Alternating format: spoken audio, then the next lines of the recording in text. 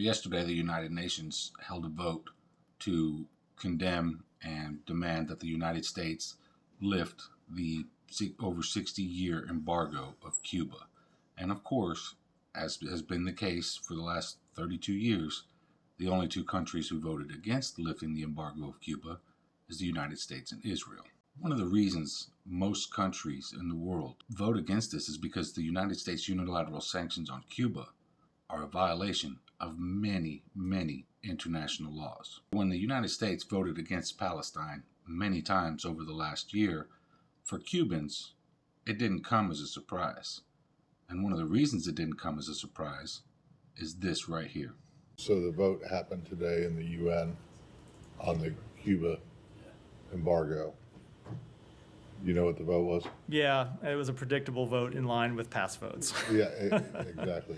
But just for the record, let's say it was 187 to 2, one abstention. I am aware. The one abstention wasn't even a Pacific Island nation; it was Moldova. Yeah, I'm aware of the long history of UN votes on this matter. Yes. Okay. So, at what point, though, are you guys going to realize that the entire world, with the exception of you and Israel,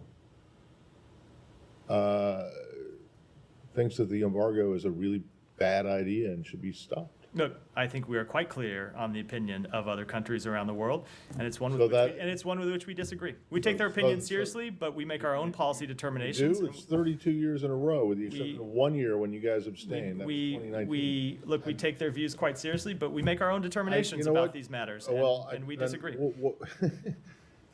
You take their views quite seriously?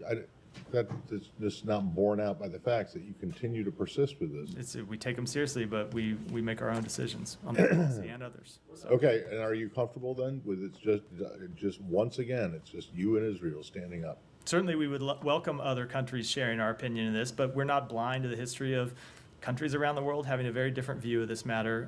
Long predates this administration, but as I said, we make our own determinations. Notice how he just laughs about it?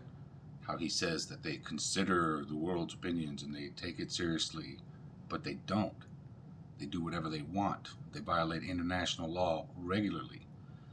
The sooner people realize what Israel is doing to Palestine and what the U.S. is doing to Cuba are more similar than they're not, the sooner we can move ahead as a so-called civilized society. Because laughing at the oppression and the starvation of 11 million people occupying the island and constantly threatening them and conducting terrorist attacks and trying to launch coups and assassinations isn't how civilized society is supposed to function.